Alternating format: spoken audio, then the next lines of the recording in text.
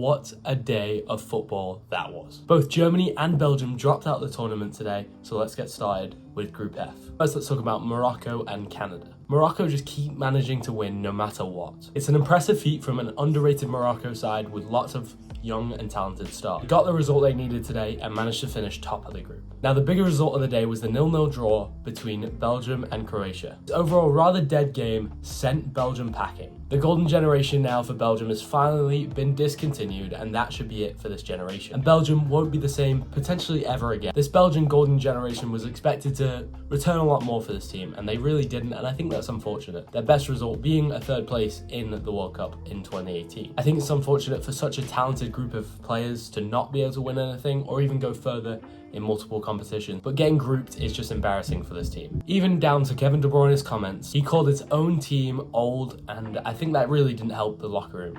From what we're hearing, it doesn't sound good and healthy in that Belgian locker room, and I think that's got to play a key aspect in them dropping out so early in this tournament. They were horrible up front, and Lukaku did not finish any of his chances, and they fall apart in this tournament after only managing to beat Canada. Now, this group ends up being Morocco, Croatia, Belgium, and then Canada. As I mentioned, I think Morocco are a very, very good and underrated team. They really showed this and managed to top the group after everybody counted them out. I think players like Hakimi and Ziyech and Mazraoui are going to play a big role throughout this tournament, as well as underrated players like Aguerd, although he did score an own goal today. Croatia are a team full of quality, and we've seen that with their multiple high finishes in tournaments recently. They have the star power and the ability to go far in this tournament. However, they are getting old, and key players like Modric may struggle, and I think they have the quality to keep advancing in this tournament. Now let's move on to Group E, and this could have been the most topsy-turvy group you've ever seen. Costa Rica and Japan were advancing at one point. However, it does remain Japan and Spain that advance. Japan-Spain was one of the most exciting games we've seen this tournament. Despite Spain's domination of possession, Japan ekes out a 2-1 win. It's yet another comeback and another impressive display by this Japanese side. Japan will then face Croatia in the following round. There are some worries for the Spain team, despite their domination in possession having 82% of the ball. And when you only score one goal, you open yourself up for a lot of difficulties. This team has a lot of young talent and all the talent in the world to go make a run at this tournament. However, they have to fix some things.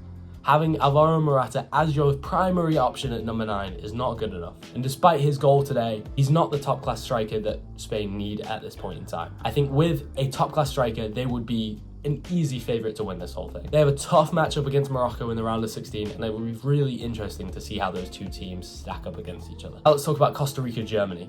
Although Germany did win, it's not the result they wanted, and that will send them packing and out again at the group stages, like 2018, when it was so shocking. How they've managed to do this again is impressive in all the wrong ways. They had to be better in those prior games, and you can't lose to Japan and then expect to advance with only a point gain against Spain. Their lack of a number 9 similar to Spain really did not help their case. However, Spain has a lot of possession and creates a lot of chances for those guys, so they will score goals no matter what.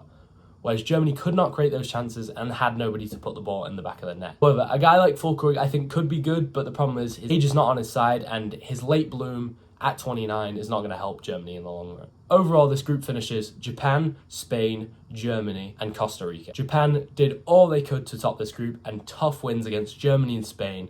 They'll be unlucky to lose against Costa Rica, but I think they're really a true big dog killer in this tournament. Spain have all the tools they need to go far in this tournament pretty much. If they can bag themselves a couple goals, don't be surprised to see them advancing to later stages of this tournament. However, I think once those guys like Pedri and Gavi get older, I think the Spain team will be good for many years to come. So I think the future is bright with the Spain team. However, I do not think this is their tournament this year. Germany have to reload, and despite the new coach, they've got to do something. It'll be interesting to see what they do in the following Euros and the World Cups to come. But for now, that'll be all we see from Germany. That'll be it for this video. I hope you guys enjoyed, and I'll see you guys later.